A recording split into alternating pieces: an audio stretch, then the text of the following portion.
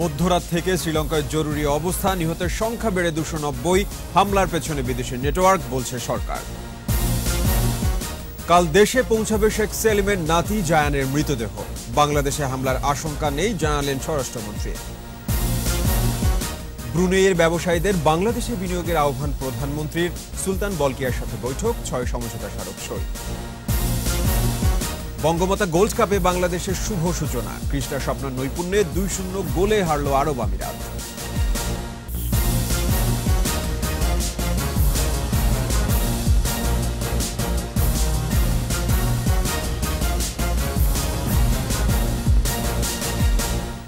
শুনছিলেন first security ইসলামী bank limited সংবাদ শিরোনাম। আমন্ত্রণ জানাচ্ছি রাত 9:21 সংবাদের, সাথে আছে আমি সাব্বির আহমেদ। শ্রীলঙ্কায় ইস্টার সানডেতে হামলার রেশ না কাটতেই সেন্ট অ্যান্থনি গির্জার সামনে ফের বিস্ফোরণ হয়েছে, তবে হতাহত হয়নি কেউ। কলম্বোর বিমানবন্দরের কাছে বিস্ফোরক উদ্ধার হয়েছে। মধ্যরাত থেকে দেশ জুড়ে জরুরি অবস্থা ঘোষণা করা হয়েছে, জারি করা হয়েছে কারফিউ। আগের দিনের হামলায় 39 বিদেশি নাগরিক সহ নিহতের সংখ্যা বেড়ে দাঁড়িয়েছে 290 জনে। এখন পর্যন্ত আটক করা হয়েছে সন্দেহভাজন 24 জনকে। মহিতুন রিয়া রিপোর্ট। আগের দিনের হামলায় নিহতদের জন্য আহাজারি শেষ না হতেই ফের বিস্ফোরণ। এবারও লক্ষ্য রাজধানী কলম্বোর সেন্ট অ্যান্থনি গির্জা। আগে থেকেই খবর পেয়ে বিকেলে নিরাপত্তা বাহিনী গির্জার সামনের মাইক্রোবাসে থাকা বোমা নিষ্ক্রিয় করতে যায়, ঠিক তখনই বিস্ফোরণ ঘটে। তবে পর মুহূর্তেই পরিস্থিতি নিয়ন্ত্রণে নিয়ে নেয় নিরাপত্তা বাহিনী। বিকেলে কলম্বোর বাস্তিয়ান মাওয়াথা বাস স্টেশন থেকে 87টি বোমা উদ্ধার করে পুলিশ। সকালে কলম্বোর বিমানবন্দর এলাকা থেকে 6 ফুট লম্বা পাইপের ভেতর বিস্ফোরক উদ্ধার করা হয়। এই অবস্থায় আবারও 8টা থেকে ভোর 4টা পর্যন্ত সারা দেশে কারফিউ জারি করা হয়েছে। আর মধ্যরাত থেকে জরুরি অবস্থা। দেশ জুড়ে চলছে পুলিশ অভিযান, সমুদ্র সীমানায় বাড়ানো হয়েছে নিরাপত্তা। এদিকে সিরিজ হামলায় বাড়ছে নিহতের সংখ্যা, স্বজনদের কাছে মরদেহ হস্তান্তর করা হচ্ছে। আর্তনাদে ভারী হয়ে উঠছে বাতাস। হামলায় এখন পর্যন্ত 39 বিদেশি পর্যটক নিহত হয়েছে বলে নিশ্চিত করেছে দেশটির পর্যটন মন্ত্রণালয়। হাসপাতালে চিকিৎসাধীন আছেন আরও 28 পর্যটক। মহিতুন রিয়া, 21 টেলিভিশন। কাল শ্রীলঙ্কা থেকে আনা হবে বোমা হামলায় নিহত আওয়ামী লীগ প্রেসিডিয়াম সদস্য শেখ সেলিমের নাতি শিশু জায়ানের মরদেহ। তবে তার বাবা মশিউল হক চৌধুরী প্রিন্স চিকিৎসাধীন থাকায় তাকে এখনই দেশে আনা হচ্ছে না বলে জানিয়েছেন শিল্পমন্ত্রী নুরুল মজিদ মাহমুদ হুমায়ুন। আর স্বরাষ্ট্রমন্ত্রী আসাদুজ্জামান খান বলেছেন, বাংলাদেশে শ্রীলঙ্কার মতো হামলার কোনো আশঙ্কা নেই। মিনালা দিবার রিপোর্ট। বনানীর বাড়িটিতে শোকের আবহ, নানার বাড়িতে ছুটে বেড়াতো ছোট্ট জায়ান। শ্রীলঙ্কায় শ্রীয়োগিলা হোটেলে বাবার সাথে নাস্তা খেতে নেমেছিল জায়ান। হঠাৎ বিস্ফোরণে রক্তাক্ত পুরো হোটেল। মৃত্যু হয় জায়ানের। আহত হন তার বাবা মশিউল আলম চৌধুরী প্রিন্স। জায়ান রাজনীতিক শেখ সেলিমের নাতি। খবরটি জানার পর গতকাল থেকেই আসছেন দলের নেতাকর্মী সহ শুভাকাঙ্ক্ষীরা। এরই মধ্যে কলম্বো গেছেন পরিবারের কয়েকজন সদস্য। সকালে পরিবারের সদস্যদের সমবেদনা জানাতে আসেন রাজনীতিবিদ সহ শুভাকাঙ্ক্ষীরা। পরে শিল্পমন্ত্রী জানান, কাল আনা হবে জায়ানের মরদেহ। আমরা মর্মাহত, এখন উই আর ওয়েটিং।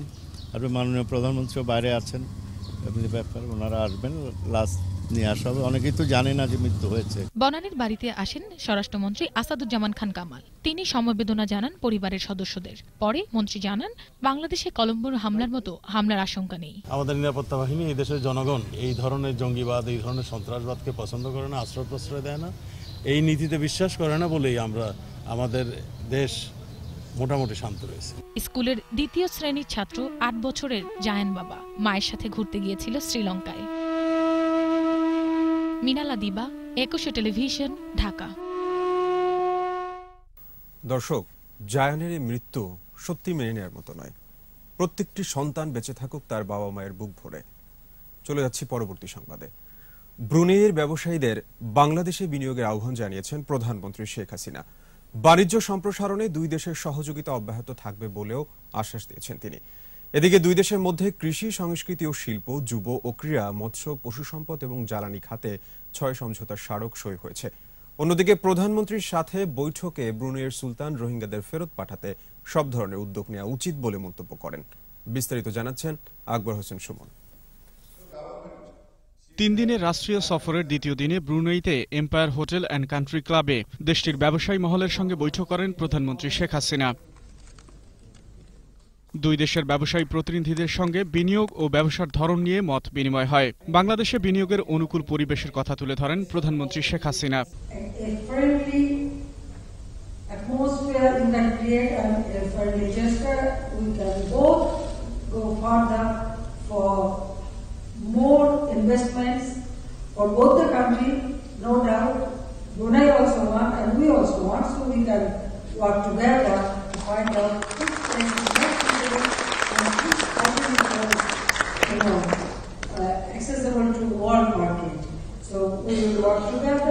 এর আগে ব্রুনেই সুলতানের সরকারি বাসভবনে সুলতান হাসান আল বলকিয়া ও প্রধানমন্ত্রী শেখ হাসিনার মধ্যে দ্বিপাক্ষিক বৈঠক অনুষ্ঠিত হয়। বৈঠকে রোহিঙ্গাদের ফেরত পাঠানোর বিষয়ে বিস্তারিত আলোচনা হয়। রোহিঙ্গারা যাতে তাদের দেশে ফিরে যেতে পারে সে বিষয়ে একটা সমাধানে আসা উচিত বলে মনে করেন ব্রুনেইর সুলতান।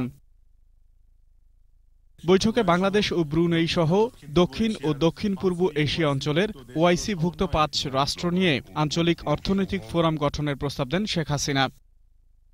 পরে দুই নেতার উপস্থিতিতে 6টি সমঝোতা স্মারক সই ও 1টি কূটনৈতিক নোট বিনিময় হয়। কৃষি, মৎস্য ও প্রাণী সম্পদ, শিল্প ও সংস্কৃতি, যুব ও ক্রীড়া এবং এলএনজি ও এলপিজি সরবরাহ সংক্রান্ত এসব স্মারকে সই করেন দুই দেশের দায়িত্বপ্রাপ্ত মন্ত্রীরা। আকবর হোসেন সুমন, 21 টেলিভিশন। দর্শক, সংবাদে নিচ্ছে ইসলাম এবং বিরতি। যখন ফিরছি তখন অন্যান্য খবরের সঙ্গে আরো থাকবে। বিএনপি জামাত রাজনৈতিক ক্যান্সার বলছে 14 দল। খালেদার মুক্তিতে আন্দোলনের আহ্বান বিএনপির। লক্ষ্মীপুরে স্ত্রীর স্বীকৃতি চাওয়া অগ্নিদগ্ধ তরুণীর মৃত্যু, অভিযুক্ত স্বামী পলাতক, আটক 4। দেখছেন রাত 9টার 21 সংবাদ। বিএনপি জামাত জোট রাজনৈতিক ক্যান্সার বলে মন্তব্য করেছেন 14 দলের নেতারা। বলেছেন দেশে গণতন্ত্রের ধারাবাহিকতা রক্ষায় এই অশুভ শক্তিকে নির্মূল করতে হবে। বিএনপি রাজনৈতিকভাবে দেউলিয়া উল্লেখ করে শক্তি থাকলে সংসদে এসে কথা বলার আহ্বানও জানান তারা। বিস্তারিত জানাচ্ছেন রিয়াদ সুমন। ঐতিহাসিক মুজিবনগর দিবস উপলক্ষে রাজধানীর ইঞ্জিনিয়ার্স ইনস্টিটিউট মিলনায়তনে 14 দলের আলোচনা সভা যোগ দেন আওয়ামী লীগ ও জোটের শীর্ষ নেতারা। আলোচনায় অংশ নিয়ে 14 দলের নেতারা বলেন, যারা মুজিবনগর দিবস পালন করে না তারা মুক্তিযুদ্ধ ও স্বাধীনতায় বিশ্বাস করে না। এই বাংলাদেশে তারা পাকিস্তান বানানোর স্বপ্ন দেখে বলেই তারা বঙ্গবন্ধুকেও স্বীকার করে না, মুজিবনগরকেও স্বীকার করে না। জামাত রাজাকার জঙ্গির দোষক, প্রধান পৃষ্ঠপোষক বিএনপি যদি বিদায় হয় তাহলে মুক্তিযুদ্ধের চেতনা চিরদিনের জন্য নিরাপদ হয়। আওয়ামী লীগের ভারপ্রাপ্ত সাধারণ সম্পাদক মাহবুবুল আলম হানিফ বলেন, বিএনপি জামাতের রাজনীতি এখন ক্যান্সারে পরিণত হয়েছে। এরা বাংলাদেশে এই ক্যান্সারের বিষ ফোড়া, এই বিষ ফোড়াকে দেশ থেকে শরীর থেকে সরিয়ে ফেলতে হবে। যতদিন এই বিষ ফোড়া আমাদের শরীরে থাকবে ততদিন এই বাংলাদেশের উন্নয়ন অগ্রগতি স্বাভাবিকভাবে চলার ক্ষেত্রে বারবার আঘাত আসবে, বারবার হোঁচট খাবে। 14 দলের সমন্বয়ক মোহাম্মদ নাসিম বলেন, বিএনপি রাজনৈতিকভাবে দেউলিয়া হয়ে গেছে। সিদ্ধান্ত আপনাদের নিতে হবে। ওই যে কজন নির্বাচিত হয়েছেন, যদি সাহস থাকে পার্লামেন্টে যে গলা উঁচু করে কথা বলেন, যদি একজনের গলায় শক্তি থাকে একজন 100 জনের মধ্যে কথা বলতে পারে, কিন্তু আপনাদের গলা দুর্বল। বর্তমান সরকারের উন্নয়নের ধারাবাহিকতা অব্যাহত রাখতে বিএনপি জামাত চক্রকে রুখে দেওয়ারও আহ্বান জানান বক্তারা। বিএনপি জামাতের এই ষড়যন্ত্রের বিরুদ্ধে আমাদের সবাইকে রুখে দাঁড়াতে হবে। রিয়াদ সুমন, 21 টেলিভিশন, ঢাকা। দুর্বার গণ আন্দোলনের মাধ্যমে বেগম খালেদা জিয়াকে মুক্ত করা হবে বলে জানিয়েছেন বিএনপি মহাসচিব মির্জা ফখরুল ইসলাম আলমগীর। খালেদা জিয়ার মুক্তির দাবিতে জাতীয় প্রেস ক্লাবে এক অনুষ্ঠানে তিনি আরো বলেন, সুপরিকল্পিতভাবে দেশকে গণতন্ত্রহীন করা হচ্ছে। রাষ্ট্রীয় প্রতিষ্ঠানগুলোকে জিম্মি করে ক্ষমতায় টিকে আছে সরকার। আন্দোলন সংগ্রামের মাধ্যমে দেশকে পুনরুদ্ধার করতে সবাইকে ঐক্যবদ্ধভাবে কাজ করার আহ্বান জানান তিনি। এছাড়া শ্রীলঙ্কায় সিরিজ বোমা হামলার তীব্র নিন্দা জানান ফখরুল ইসলাম আলমগীর। আমাদের সহকর্মী ফজলুল মিলন, হাইবুল নবী খান সোহেল, সুলতান সালাউদ্দিন টুকু সহ অসংখ্য নেতা কর্মী আজকে এখনো কারাগারে আছেন। আসুন আজকে আমরা এই নেতাদেরকে মুক্ত করবার জন্য, নেত্রীকে মুক্ত করবার জন্য একসাথে একটি গণ আন্দোলন সৃষ্টি করি, যে আন্দোলনের মধ্য দিয়ে আমরা নেত্রীকে মুক্ত করব, দেশকে মুক্ত করব, গণতন্ত্রকে পুনরুদ্ধার করব। স্ত্রীর স্বীকৃতি চাওয়ায় লক্ষ্মীপুরে কেরোসিন ঢেলে লাগানো আগুনে দগ্ধ তরুণী শাহিনুর চিকিৎসাধীন অবস্থায় মারা গেছেন। ঢাকা মেডিকেলের বার্ন ইউনিটের সকালে মারা যান শাহিনুর। এ ঘটনায় আটক করা হয়েছে 4 জনকে। আফসানা নীলার রিপোর্ট।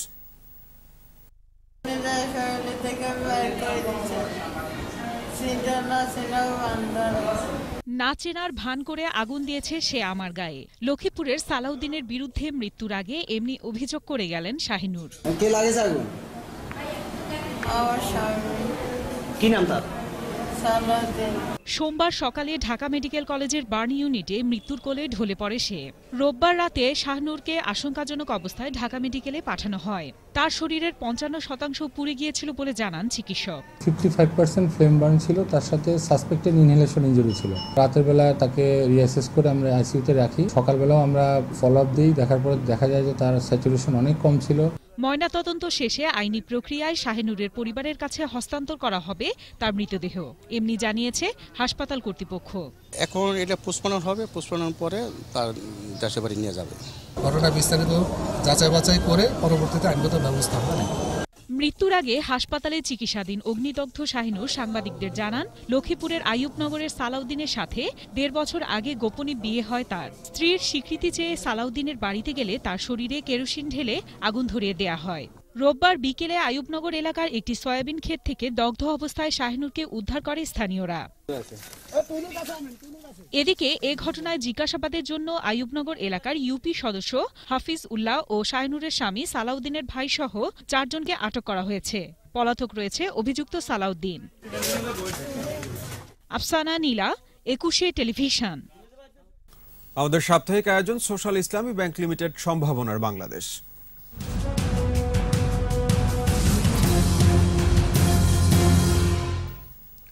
প্রতিবন্ধকতা পেরিয়ে কার্পেট ও হস্তশিল্পের কাজ করে স্বাবলম্বী হয়েছেন ময়মনসিংহের শতাধিক প্রতিবন্ধী নারী।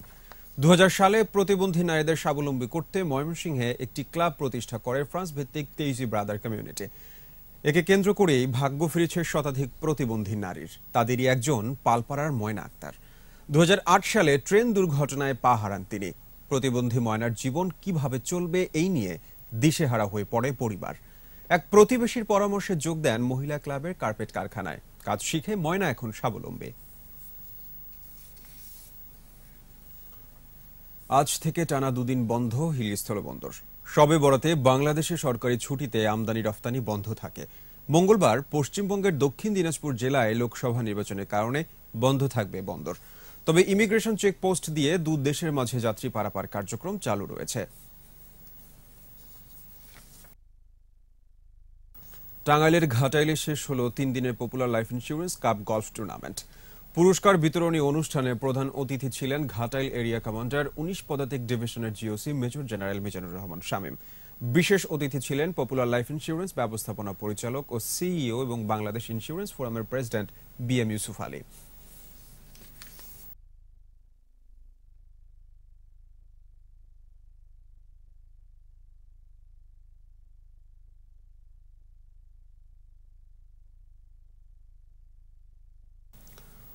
আর এই সাথে শেষ করছি রাত 9টার 21 সংবাদ। তবে যাবার আগে ফার্স্ট সিকিউরিটি ইসলামী ব্যাংক লিমিটেড সংবাদ শিরোনামগুলো জানিয়ে দিচ্ছে আরো একবার।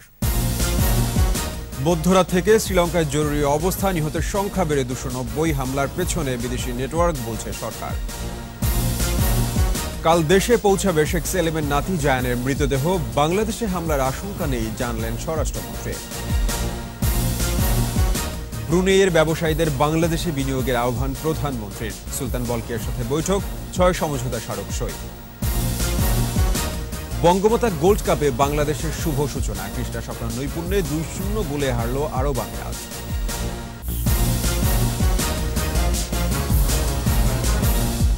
দর্শক, সর্বশেষ খবর জানতে ডায়াল করুন 202 নম্বরে, আর ভিজিট করুন 21tv.com ওয়েবসাইটে। এছাড়া ফেসবুকে লগ ইন করতে পারেন facebook.com/2124 অনলাইনে। পরের সংবাদ রাত 11টায় দেখার আমন্ত্রণ রইল। এতক্ষণ সাথে থাকার জন্য সবাইকে ধন্যবাদ।